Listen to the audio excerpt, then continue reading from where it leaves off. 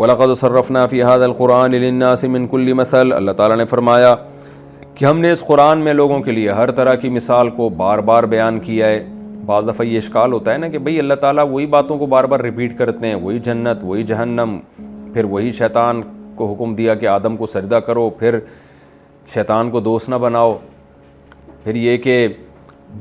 جب تک عذاب اپنی آنکھوں سے دیکھ نہیں لیں گے یہ اس وقت تک ایمان نہیں لے کر آئیں گے، وہی مضامین ریپیٹ ہوتے ہیں۔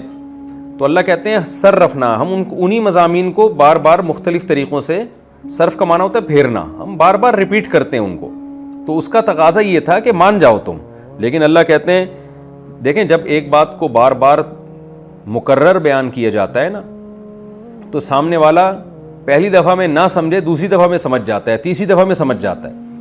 تو ہونا تو یہ چاہیے تھا کہ جب اللہ تعالیٰ بار بار مختلف طرح سے اپنی مضامین کو بیان کر رہے ہیں، سمجھا رہے ہیں،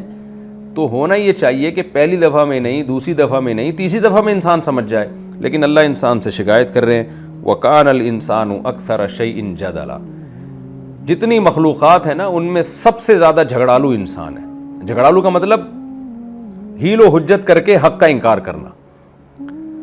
تو جتنی مخلوق ہے نا یہ ایک تمثیل ہے، کیا مطلب جتنی دنیا میں مخلوق ہے اگر اس کو کچھ سمجھ بوجھ دے دی جائے اور اس کے سامنے بھی دلائل پیش کیے جائیں تو اتنا ڈھیٹ کوئی نہیں ہوگا نہ ماننے میں جتنا ڈھیٹ انسان ہے۔ ویسے تو اللہ تعالیٰ کی آیات کا مخاطب انسان اور جنات ہی ہیں، ان کے علاوہ تو کوئی ہے نہیں مخاطب جس کو اللہ نے مکلف بنایا، لیکن یہ ایک مثال دی جا رہی ہے کہ اس کائنات میں جانوروں کو اور جتنی بھی مخلوق ہے اگر اس کو دماغ دے دیا جائے اور اس کو کچھ کسی حد تک ادراک دے دیا جائے، سوچنے سمجھنے کی صلاحیت دے دی جائے تو وہ سب مان لیں گے اللہ کی باتوں کو۔ لیکن انسان ہے جو اس تمام مخلوق میں سب سے بڑا جھگڑالو ہے، یعنی وہ انسان اور جنات بھی اس میں داخل ہیں ضمناً، کہ یہ نہیں مانتا بلکہ اسی کو یہ عیب بنا کے پیش کرتا ہے کہ اللہ اپنی باتوں کو ریپیٹ کیوں کر رہا ہے، یعنی اسی میں جھگڑا کرنا شروع کر دیتا ہے۔ تو وَكَانَ الْإِنسَانُ أَكْثَرَ شَيْءٍ جَدَلًا، ظاہر ہے اس سے سارے انسان مراد نہیں ہیں، بہت سارے انسان اس سے مستثنی بھی ہیں جو ایمان لے کر آئے اور نیک اعمال انہوں نے اختیار کیے، لیکن اللہ تعالیٰ انسان کی ایک عادت بیان کر رہے ہیں کہ انسان بڑا جھگڑالو ہے۔ رب کتنے طریقوں سے سمجھا رہا ہے مگر اس نے پھر بھی کچھ نہ کچھ اس میں عیب تلاش کرنا ہے اور چون و چرا کر کے اللہ کی بات ماننی نہیں۔ اللہ نے کیسے سمجھایا نا پچھلے رکوع میں کہ شیطان نے آدم کو سردے سے انکار کیا، وہ دشمن ہے تمہارا، وہ جو تمہارے دل میں جو برائی کے خیالات آتے ہیں یہ شیطان ڈال رہا ہے، تو مت دوست بناؤ۔ لیکن پھر بھی دیکھیں ہم کس راستے کو اختیار کرتے ہیں رب کے راستے کو چھوڑ کر۔ آگے اللہ فرماتے ہیں وَمَا مَنَعَ النَّاسَ أَن يُؤْمِنُوا إِذْ جَاءَهُمُ الْهُدَىٰ، اس آیت کی میں تفسیر بیان کر چکا ہوں کہ جب لوگوں کے پاس ہدایت بھی آ گئی پھر بھی ایمان لانے سے اور توبہ استغفار کرنے سے جو چیز رکاوٹ بن رہی ہے وہ صرف یہ چیز رکاوٹ بن رہی ہے کہ پچھلی امتوں پہ جو عذاب آئے نا، جب تک وہ عذاب نہ آ جائیں یا کوئی دوسرا عذاب اپنی آنکھوں سے نہ دیکھ لیں اس وقت تک ایمان نہیں لے کر آئیں گے۔ تو یہ ایک بیریئر ہے،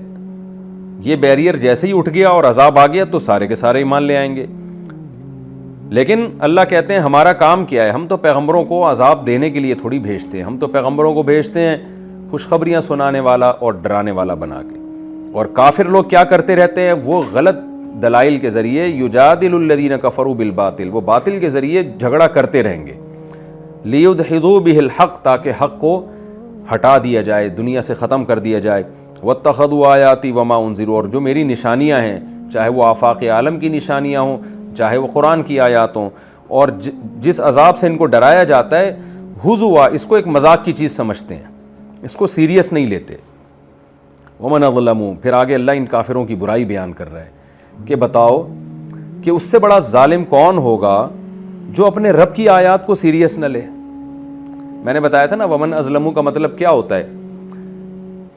قرآن کہیں کہتا ہے کہ اس سے بڑا ظالم کون ہوگا جو اللہ کی آیات کو چند ٹکوں کے بدلے میں بیچ دے، کہیں قرآن کہتا ہے اس سے بڑا ظالم کون ہوگا جو ایسا کرے، کہیں قرآن کہتا ہے اس سے بڑا ظالم کون ہوگا۔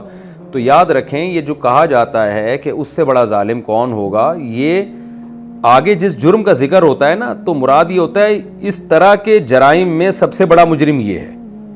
اب جیسے قرآن میں آتا ہے کہ اس سے بڑا ظالم کون ہوگا جو اللہ کی آیات کو بیچتا ہے، کیا مطلب، جتنے بھی دنیا میں غلط بیچنے والے لوگ ہیں تو ان میں سب سے بڑا جو بیچنے والا جو سب سے بڑا مجرم ہے نا وہ ہے جو اللہ کی آیات کو بیچ ڈالے، یعنی اس بیچنے کی نوعیت میں سب سے بڑا ظلم یہ ہے ومن اظلم ممن افترى علی اللہ کذبا، قرآن کہتا ہے اس سے بڑا ظالم کون ہوگا جو اللہ پہ جھوٹ باندھے. کیا مطلب؟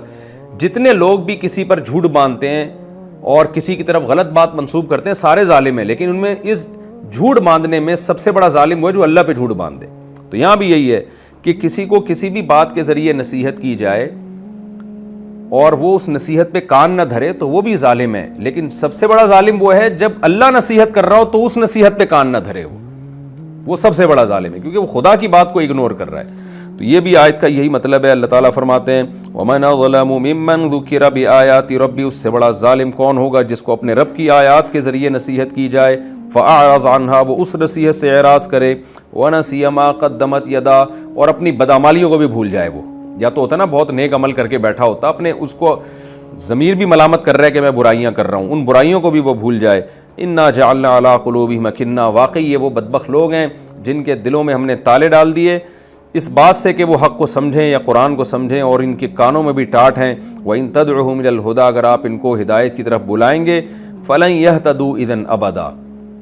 اگر آپ بلائیں گے بھی تو یہ ہدایت نہیں حاصل کریں گے. یہ ایسے بدبخت لوگ ہیں. وَرَبُّكَ الْغَفُورُ ذُو الرَّحْمَةِ، رہا یہ مسئلہ کہ پھر اللہ تو ان کو مار کیوں نہیں دیتا، تو بتا رہا ہے دھمکیوں پہ دھمکیاں دے رہا ہے، یہ بھی بتا رہا ہے کہ یہ نئی ہدایت لے کر آئیں گے، انہوں نے جانا جہنم میں ہی ہے، تو اللہ پھر ایسے لوگوں کو مار دینا. تو اللہ تعالیٰ فرماتے ہیں وَرَبُّكَ الْغَفُورُ ذُو الرَّحْمَةِ، تیرا رب مغفرت کرنے والا اور رحمت والا ہے. کیونکہ دنیا میں جب عذاب آتا ہے تو سب پستے ہیں، اس نے کیا کیا ہے، اس مغفرت اور رحمت کی صفت کی وجہ سے عذاب کا ایک ٹائم متعین کر دیا ہے. جلد بازی میں وہ اس سے پہلے عذاب نہیں دے گا کہ انسان جیسے جذبات سے مغلوب ہو کے کہتا ہے کہ بھئی دینا تو بعد میں تھا تو میں پہلے ہی دے دیتا ہوں. نہ، یہ اللہ اپنے اصول اور ضابطوں کو چینج نہیں کرتا. لو یؤاخذہم بما کسبوا، اگر اللہ ان کی بدعمالیوں پہ ان کو پکڑنا شروع کر دے لعجل لہم العذاب، تو فوراً عذاب لے آئے، لیکن ایسا اللہ کرتا کیوں نہیں ہے. بل لہم موعد، ان کے لیے ایک وقت مقرر ہے. لن یجدوا من دونہ موئلا، جب وہ وقت آئے گا تو پھر ان کو کوئی پناہ گاہ نہیں ملے گی.